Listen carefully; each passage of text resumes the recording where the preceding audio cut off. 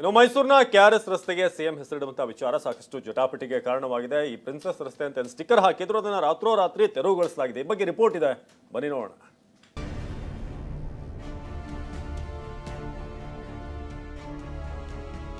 ಯಾವುದೇ ಕಾರಣಕ್ಕೂ ರಾಜ್ಕುಮಾರ್ ರಸ್ತೆಗೆ ಸಿದ್ದರಾಮಯ್ಯ ಅವರ ಹೆಸರಾಗಲಿ ಅಥವಾ ಬೇರೆ ಯಾರ ಹೆಸರಾಗಲಿ ಇಡೋದಕ್ಕೆ ಅವಕಾಶ ಕೊಡಲ್ಲ.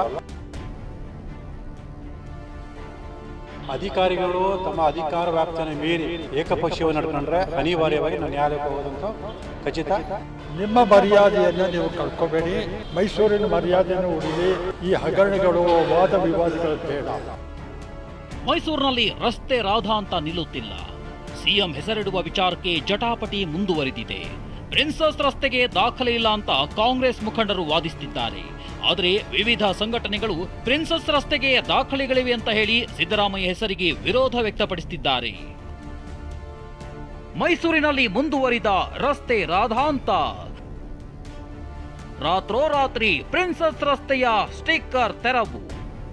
ಸಾಂಸ್ಕೃತಿಕ ನಗರಿ ಮೈಸೂರಿನಲ್ಲಿ ರಸ್ತೆ ರಾಜಕೀಯ ಜೋರಾಗಿದೆ. ಸಿದ್ದರಾಮಯ್ಯ ಹೆಸರಿಡುವುದಕ್ಕೆ ವಿರೋಧ ವ್ಯಕ್ತಪಡಿಸಿರುವ ವಿವಿಧ ಸಂಘಟನೆಗಳ ಸದಸ್ಯರು ನಿನ್ನೆ ಕೆಆರ್ಎಸ್ ರಸ್ತೆಗೆ ಪ್ರಿನ್ಸಸ್ ರಸ್ತೆ ಎಂದು ಸ್ಟಿಕ್ಕರ್ ಅಂಟಿಸಿ ಪೂಜೆ ಮಾಡಿದ್ರು. ಆದರೆ ರಾತ್ರೋರಾತ್ರಿ ಪ್ರಿನ್ಸಸ್ ರಸ್ತೆಯ ಸ್ಟಿಕ್ಕರ್ ತೆರವುಗೊಳಿಸಲಾಗಿದೆ. ವಿವಿಧೆಡೆ ಅಳವಡಿಸಿದ್ದ ಪ್ರಿನ್ಸಸ್ ರಸ್ತೆ ನಾಮಫಲಕವನ್ನ ತೆರವುಗೊಳಿಸಿದ್ದು ಅಧಿಕಾರಿಗಳು ಪೊಲೀಸರು ಎಂಬ ಪ್ರಶ್ನೆ ಮೂಡಿದೆ.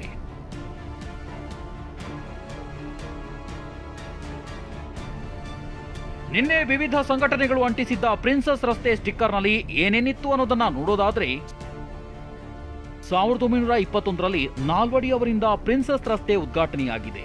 ನಾಲ್ವಡಿ ಕೃಷ್ಣರಾಜ ಒಡೆಯರ್ ಹೆಸರು ಸ್ಟಿಕ್ಕರ್ನಲ್ಲಿ ಉಲ್ಲೇಖಿಸಲಾಗಿತ್ತು. ಸ್ಟಿಕ್ಕರ್ನಲ್ಲಿ ನಾಲ್ವಡಿ ಹಾಗೂ ಕೃಷ್ಣಾಜಮ್ಮಣ್ಣಿ ಅವರ ಭಾವಚಿತ್ರವಿತ್ತು. ಕೆಆರ್ಎಸ್ ರಸ್ತೆಗೆ ಪ್ರಿನ್ಸಸ್ ರಸ್ತೆ ದಾಖಲೆ ಇಲ್ಲ ಅಂತ ಕಾಂಗ್ರೆಸ್ ಮುಖಂಡರು ವಾದಿಸುತ್ತಿದ್ದಾರೆ.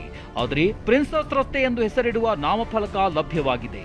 ಯಾದವಗಿರಿ ರೈಲ್ವೆ ಬಡಾವಣೆಯ ಮನೆಗೆ ನಾಮಫಲಕ ಅಳವಡಿಸಲಾಗಿದೆ. ಮನೆ ನೇಮ್ ಬೋರ್ಡ್ನಲ್ಲಿ ಪ್ರಿನ್ಸಸ್ ರಸ್ತೆ ಎಂದು ನಮೂದಿಸಲಾಗಿದೆ. ಒಡೆಯರ್ಗಳು ಇದ್ದಾಗ ಈ ರೋಡಲ್ಲಿ ಅವರು ಪ್ರಾಮಿನೆಂಟ್ ಆಗಿರುವ ತುಂಬ ಫೆಸಿಲಿಟೀಸ್ನ ಕಟ್ಟಿದ್ದಾರೆ. ಓಕೆ, ಈ ಫಸ್ಟು ಸ್ಟಾರ್ಟ್ ಆಗೋದು ರೈಲ್ವೆ ಸ್ಟೇಷನ್ ಆದಮೇಲೆ ರೈಲ್ವೆ ಮ್ಯೂಸಿಯಂ ಬರುತ್ತೆ, C F T R I ಆದಮೇಲೆ ಇಲ್ಲಿ ಆಕಾಶವಾಣಿಯಿಂದ ಇಲ್ಲಿ ಮುಂದೆ ಬಂದ ಕೂಡಲೇ ಈಗ ಇಲ್ಲಿ ದೇವಸ್ಥಾನ ಇದೆ. ಮುಂದಕ್ಕೆ ಹೋಗ್ತಾ ಇದ್ದರೆ ನೀವು ಅಲ್ಲಿ ಸ್ಯಾನಿಟೋರಿಯಂ ಕಟ್ಟಿರೋದು ಯಾರು? ಒಡೆಯರ್ ಟೈಮಲ್ಲಿ PK ಸ್ಯಾನಿಟೋರಿಯಂ. ಅದು PK ಸ್ಯಾನಿಟೋರಿಯಂ ಒಡೆಯರ್ಗಳ ಹೆಸರು. ಅಷ್ಟೇ ಅಲ್ಲ, ರಸ್ತೆಗೆ ಪ್ರಿನ್ಸಸ್ ಹೆಸರಿತ್ತು ಎಂಬುದಕ್ಕೆ ಮತ್ತೊಂದು ಮಹತ್ವದ ದಾಖಲೆ ಲಭ್ಯವಾಗಿದೆ. 1921ರಲ್ಲಿ ಪ್ರಿನ್ಸಸ್ ರಸ್ತೆ ಎಂದು ನಮೂದಾಗಿರುವ ನಕ್ಷೆಗೆ ನಗರಾಭಿವೃದ್ಧಿ ಟ್ರಸ್ಟ್ ಬೋರ್ಡ್ ಮೈಸೂರು ಚೇರ್ಮನ್ ಸಹಿ ಹಾಕಿದ್ದಾರೆ. ಮೈಸೂರು ಪಾಲಿಕೆ ಕಚೇರಿಗೆ ತೆರಳಿ ಆಯುಕ್ತರನ್ನ ಭೇಟಿಯಾಗಿ ಸ್ನೇಹಮಯಿ ಕೃಷ್ಣ ನೇತೃತ್ವದ ನಿಯೋಗ ಚರ್ಚೆ ನಡೆಸಿದೆ. ಪ್ರಿನ್ಸಸ್ ರಸ್ತೆಗೆ ದಾಖಲೆಗಳಿವೆ, ಸಿಎಂ ಹೆಸರು ಇಡೋದು ಬೇಡ, ಪ್ರಿನ್ಸಸ್ ರಸ್ತೆ ಅಂತಲೇ ಉಳಿಸಿಕೊಳ್ಳಿ ಎಂದು ಮನವಿ ಮಾಡಿಕೊಂಡಿದೆ. ಮೈಸೂರು ಮಹಾನಗರ ಪಾಲಿಕೆಯ ದಾಖಲೆಗಳಲ್ಲಿ ಇದುವರೆಗೂ ಕಂಡು ಬಂದಿಲ್ಲ. ಸೊ ಈಗ ನಾವೇನು ದಾಖಲೆ ಕೊಟ್ಟಿದ್ದೀವಿ, ಬೇರೆ ಬೇರೆ ಇದಕ್ಕೆ ಸಂಬಂಧಪಟ್ಟಾಗೆ ಏನೇನು ದಾಖಲಾತಿದೆ ಅವೆಲ್ಲ ಕೊಟ್ಟಿದ್ದೀವಿ, ಅವ್ರ ಗಮನಕ್ಕೆ ಬಂದಿದೆ. ಸೊ ಈ ಎಲ್ಲ ದಾಖಲಾತಿಗಳನ್ನು ಆಧರಿಸಿ ಏನು ಮುಂದಿನ ಸಭೆಯಲ್ಲಿ ನಾವು ತೀರ್ಮಾನ ಮಾಡ್ತೀವಿ. ಇದ್ರ ಬಗ್ಗೆ ತೀರ್ಮಾನ ತಗೊಂಡು ತಿಳಿಸ್ತೀವಿ ಅಂತೇಳಿ ಹೇಳಿದ್ದಾರೆ. ಮತ್ತು ನಾವು ನೀಡಿರ್ತಕ್ಕಂಥ ಮನವಿ ಆಕ್ಷೇಪಣೆ ಮತ್ತು ದಾಖಲಾತಿಗಳನ್ನು ಖಂಡಿತವಾದ ಸಭೆಯಲ್ಲಿ ಚರ್ಚೆ ಮಾಡಿ ಪರಿಗಣಿಸ್ತೀವಿ ಅಂತ ಕೂಡ ನಮಗೆ ಭರವಸೆ ಕೊಟ್ಟಿದ್ದಾರೆ. ಈತ ಸಿಎಂ ಜೊತೆ ರಸ್ತೆ ಬಗ್ಗೆ ಮಾತನಾಡುತ್ತೀನಿ ಅಂತ TV9ಗೆ ಪ್ರೊಫೆಸರ್ ನಂಜರಾಜೆ ಅರಸ್ ಹೇಳಿದ್ದಾರೆ. ಸಿದ್ದರಾಮಯ್ಯರೇ ಹೆಸರು ಬೇಡ ಅಂತಾರೆ ಅನ್ನೋ ವಿಶ್ವಾಸ ನನಗಿದೆ. ಅಧಿಕಾರಿಗಳು ಅವರ ವ್ಯಾಪ್ತಿಯಲ್ಲಿ ಕೆಲಸ ಮಾಡಬೇಕು, ಯಾರನ್ನ ಮೆಚ್ಚಿಸೋಕೆ ಕೆಲಸ ಮಾಡೋಕೆ ಹೋಗಬೇಡಿ ಅಂತ ಹೇಳಿದ್ದಾರೆ. ಮುಖ್ಯಮಂತ್ರಿಯವರಿಗೆ ಸಂಪೂರ್ಣ ವಿಷಯವನ್ನು ತಿಳಿಸಿ, ನಿಮ್ಮ ಮರ್ಯಾದೆಯನ್ನು ನೀವು ಕಳ್ಕೋಬೇಡಿ, ಮೈಸೂರಿನ ಮರ್ಯಾದೆಯನ್ನು ಉಳಿಲಿ. ನಿಮ್ಗೆ ಅವಮಾನ ಆಗತ್ತು ತಪ್ಪಬೇಕು. ಈ ಹಗರಣಗಳು ವಾದ ವಿವಾದಗಳು ಬೇಡ ಅಂತ ಅವರ ಹತ್ರನೂ ಮಾತಾಡ್ತೀವಿ. ಬಹುಶಃ ನಮಗಿರೋ ವಿಶ್ವಾಸದಲ್ಲಿ ಅವರೇ ಇದನ್ನು ಬೇಡ, ನನ್ನ ಹೆಸರಿಡೋದು ಬೇಡ ಅಂತ ಹೇಳುವಂಥ ಪರಿಸ್ಥಿತಿ ಬರುತ್ತೆ.